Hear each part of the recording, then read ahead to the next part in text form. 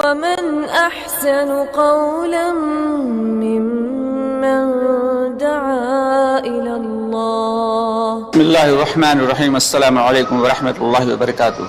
پیارے دوستوں اور عزیز بہنوں، میں ہوں یوسف ملک اور آپ دیکھ رہے ہیں دعوت جنت کا راستہ. دوستوں، آگے بڑھنے سے پہلے آپ سے گزارش ہے کہ ہماری ویڈیوز کو زیادہ سے زیادہ شیئر کریں، اور اگر ابھی تک آپ نے ہمارے چینل کو سبسکرائب نہیں کیا تو اس کو سبسکرائب ضرور کر لیں اور کمنٹس باکس میں اپنی رائے کا اظہار کریں.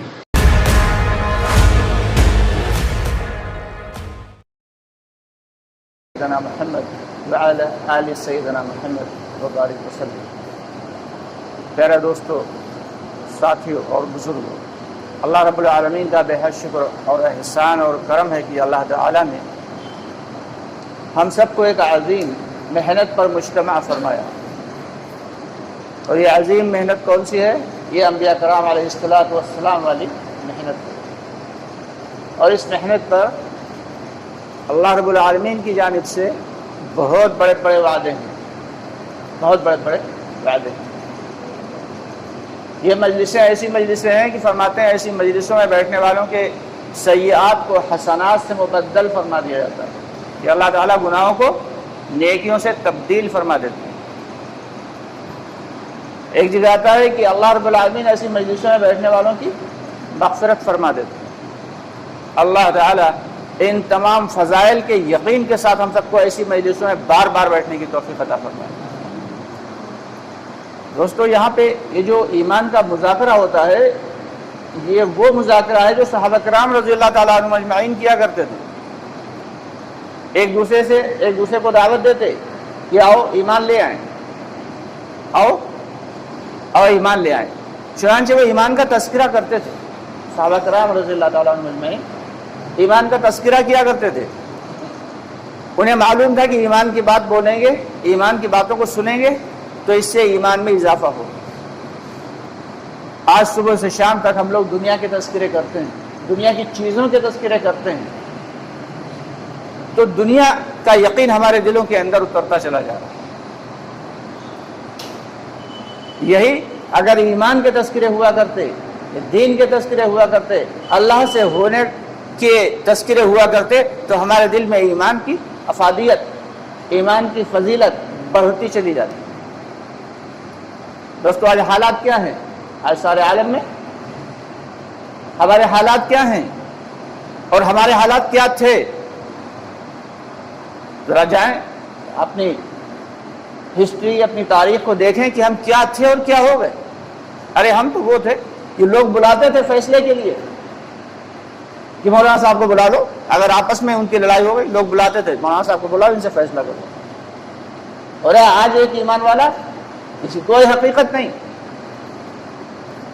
تو پتہ ہی چلتا ہے کہ ہمارے اسلاف جو تھے ان کی نگاہ میں ایمان سے بڑھ کر کوئی چیز نہیں تھی، اور وہ ایمان کی محنت میں لگے ہوئے تھے، ایمان کی محنت کیا کرتے تھے.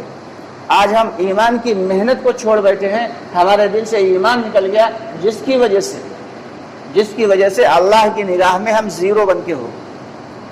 اب ہماری اللہ کی نگاہ میں کوئی حقیقت، کوئی وقت نہیں. کہ جیسے کہ اس CFL جو ہے وہ جب تک روشنی دے رہا ہے تو اس کو کہاں رکھ چھوڑا ہے؟ سر کے اوپر لگا رکھا ہے. یہ پنکھا جب تک ہوا دے رہا ہے، اچھے سے چل رہا ہے، تب تک تو اسے سر کے اوپر لگا رکھا ہے. اور یہی جب اپنی افادیت کو کھو دے گا اور اپنی جو اس کے اندر کوالٹی ہے، اس کوالٹی کو، اس کے اندر سے وہ کوالٹی ختم ہو جائے گی، تو کیا کریں گے؟ پنکھے کو اٹھا کے کوڑے میں ڈال دیا جائے گا اور CFL کو نکال کے کچرے کے ڈبے میں ڈال دیا جاتا ہے. تو ہمارے اندر سے جو ایمان کی جو کوالٹی تھی وہ نکل گئی. اب یہ ایمان ہمارے دلوں کے اندر نہیں ہے. دلوں کے اندر کس کا ایمان ہے، کس کا یقین ہے؟ دنیا سے ہونے کا یقین ہے. تو یہ دنیا سے ہونے کا یقین، اس کو پہلے نکالنا پڑے گا، اس کے بعد اللہ سے ہونے کا یقین ہمارے دلوں میں آئے گا. دوستو، یہ مجلسیں جو ہیں یہ تقریر کے لیے نہیں ہے. تقریر و وعظ تو الحمدللہ ہم لوگ سنا ہی کرتے ہیں. یہ فکر کے لیے ہے، ایک دوسرے کو فکر دلانا ہے کہ ایک آدمی تھوڑا سا دھیمی نیند میں ہے تو اسے آواز دے دی، وہ اٹھ گیا. دوسرا آدمی تھوڑا سا گہری نیند میں ہے تو اسے ہلانا بھی پڑے گا، بھائی اٹھو. آواز کے دینے کے ساتھ ساتھ اٹھانا بھی پڑے گا۔ آج ہمارا معاملہ یہ ہے کہ ہم ایسی گہری نیند سو رہے ہیں کہ ہمیں جھنجھوڑنا بھی پڑے گا، ایک دوسرے کو جھنجھوڑنا پڑے گا تاکہ ہم اٹھیں، اپنے ایمان کی فکر کریں، اپنے اعمال کی فکر کریں۔ ایمان نہ ہونے کی وجہ سے اعمال سے جان نکل جاتی ہے۔ آج ہمارے اعمال میں جان کیوں نہیں؟ یہ ہماری نمازوں سے کچھ کیوں نہیں ہو رہا؟ صحابہ کرام تو وہ تھے کہ 2 رکعت نفل پڑھتے تھے اور اللہ سے ڈائریکٹ ایسے ناممکن کاموں کو کروا لیا کرتے تھے جو بالکل امپاسبل تھے، جن کی کوئی امید نہیں کرتا تھا، ایسے ناممکن کام کہ کہیں بچہ زندہ کروا لیا، کہیں جو ہے وہ اپنے جانور کو زندہ کروا لیا، کہیں ڈائریکٹ آسمان سے خوانچے اپنے جو ہے دسترخوان اتروا لیے بہترین سے کھانے 2 رکعت نفل پہ، اور اللہ سے دعا کرتے ہیں۔ آج صبح سے شام تک ہم دعا میں لگے رہے، آخر ہمارے مسئلے کیوں حل نہیں ہوتے؟ اس کا کبھی ہم نے غور کیا اس بات پہ؟ آج ہم سب سے پچھڑے ہوئے کیوں ہیں؟ آج جو ہے وہ ساری امت پوری دنیا میں ذلیل کیوں ہو رہی ہے؟ کیا مال کی کمی ہے؟ مال کی کوئی کمی نہیں، مال بہت ہے۔ اعمال کی کمی ہے، ہمارے اعمال جو ہیں وہ اس لائق نہیں جو اللہ کے یہاں قبولیت کا شرف حاصل کر سکیں۔ اور اعمال تبھی قبول ہوتے ہیں جب ایمان ہو۔ بغیر ایمان کے آدمی صبح سے شام تک نماز پڑھتا رہے، اس کی نماز قبول ہوگی بھائی؟ بغیر ایمان کے آدمی کتنا بھی صدقہ دیتا رہے، دنیا میں تو اس کا فائدہ پہنچ سکتا ہے، آخرت میں اس کا ذرہ برابر کوئی فائدہ نہیں۔ بغیر ایمان کے آدمی صبح سے شام تک سال بھر تک روزے رکھتا رہے، اس کے روزے کی اللہ کے یہاں کوئی اہمیت نہیں ہے۔ ہاں، دنیا کا بدن کا فائدہ ہو سکتا ہے،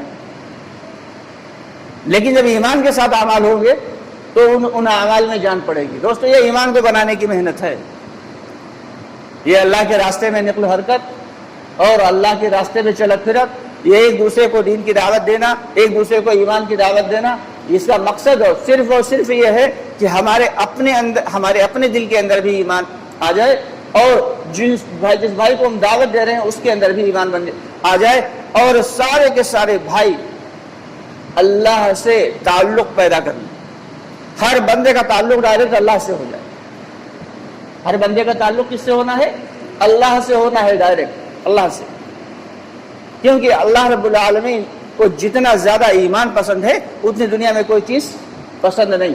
اور اللہ تعالیٰ کی نے دنیا میں جتنی بھی نعمتیں پیدا کی، ان میں اگر سب سے گھٹیا کوئی چیز ہے اور جس کی برائی خود اللہ تعالیٰ نے کی ہے تو وہ دنیا ہے۔ دنیا جتنی بھی مخلوقات ہیں اللہ نے پیدا کی، ان میں سب سے بری اگر کوئی مخلوق ہے اور جس کا اللہ رب العالمین نے ایک بار بھی جس کی طرف جو ہے پسندیدہ نگاہ سے دیکھا نہیں، وہ دنیا ہے۔ حضور پاک صلی اللہ علیہ وسلم کے پاس دنیا آتی تھی، سج سور کے آتی تھی، آپ اسے بھگا دیتے تھے۔ ہمارے اسلاف کے پاس، صحابہ کرام کے پاس بھی دنیا آیا کرتی تھی، سج سور کی آیا کرتی تھی، وہ لات مار کے بھگا دیتے تھے۔ اور آج ہم اگر ذرا سی دنیا آ جائے تو اسے اٹھا کے فوراً گلے لگاتے ہیں۔ دنیا میں جتنے بھی اللہ رب العالمین نے چیزیں بنائی ہیں، ان میں سب سے ناپسندیدہ چیز اللہ کی نگاہ میں کیا ہے؟ دنیا ہے، اور اسے ہی ہم نے پسندیدہ چیز بنا کے رکھا ہے۔ اب اللہ راضی ہوں گے یا ناراض ہوں گے؟ دنیا کوئی ایسی چیز نہیں ہے کہ اسے بالکل چھوڑ چھاڑ کے ٹوپی مسلح لے کے اور بس جنگل میں نکل جانا ہے، ایسا نہیں ہے۔ اللہ رب العالمین نے رہبانیت سکھائی نہیں، اللہ کے نبی نے رہبانیت سکھائی نہیں۔ اسی دنیا میں رہتے ہوئے اپنے گھر والوں کے حقوق کو ادا کرتے ہوئے، والدین کے، بیوی بچوں کے، پڑوسیوں کے، ہر رشتہ دار کے حقوق کو ادا کرتے ہوئے، اور پھر اللہ اور اس کے نبی صلی اللہ علیہ وسلم کا جو حقوق ہے ان کو بھی ادا کرنا ہے۔ یہ ہے اللہ کے نبی صلی اللہ علیہ وسلم کی تعلیم۔ اللہ کے نبی صلی اللہ علیہ وسلم کی تعلیم یہ ہے کہ سب سے پہلا حق کس کا ہے؟ اللہ کا ہے، اس کے بعد حق کس کا ہے؟ نبی کا ہے۔ آج ذرا بات کریں کسی بھائی سے، پھر دیکھیں نہ جانے کتنے ایسے فتوے دینے والے بھائی ہمارے ایسے اللہ کے ولی مل جائیں گے تو کہیں گے بھائی ٹھیک کہہ رہے ہو، 4 مہینے کے لیے چلے جائیں گے، لیکن بیوی بچوں کے بھی تو حقوق ہیں۔ میرے بھائی بے شک اس پہ کوئی دو رائے نہیں، بیوی بچوں کے بھی حقوق ہیں، ماں باپ کے بھی حقوق ہیں، لیکن سب سے پہلا حق کس کا ہے؟ وہ میرے اللہ کا ہے۔ اس کے بعد کس کا حق ہے؟ وہ میرے نبی پاک صلی اللہ علیہ وسلم کا ہے۔ وہ نبی پاک صلی اللہ علیہ وسلم جو آخری وقت تک بالکل جان جو ہے وہ لبوں پہ ہے، اور جو ہے اپنا ہاتھ مبارک پانی میں ڈالتے ہیں پانی کے پیالے میں اور چہرے پہ پھیرتے ہیں اور تکلیف سے برا حال ہے اور اس کے باوجود کہہ رہے ہیں یا اللہ میری امت کا کیا ہوگا، یا اللہ میری امت کا کیا ہوگا، میری امت۔ یہ وہ نبی ہیں، ان کی فکر ہمارے دلوں میں نہیں، ان کی کوئی اہمیت نہیں اور ان کی کوئی حقیقت ہمارے دلوں میں نہیں دوستو۔ لیکن افسوس کی بات تو یہ ہے کہ ہم بات سنتے ہیں تو سمجھتے نہیں، اول بات تو سنتے ہیں تو سمجھتے نہیں، اور سمجھتے ہیں تو عمل نہیں کرتے۔ تو اس لیے ہمیں سننا بھی ہے، سمجھنا بھی ہے اور عمل بھی کرنا ہے، اور اللہ تعالیٰ سے دعا کر کے اپنے آپ کو قبول بھی کروانا ہے۔ یہ دوستو کام یہ ایسا ہے، دعوت والی محنت کا کام ایسا ہے، یہ قابلیت کا کام نہیں ہے، یہ تو قبولیت کا کام ہے۔ اللہ رب العالمین جس کو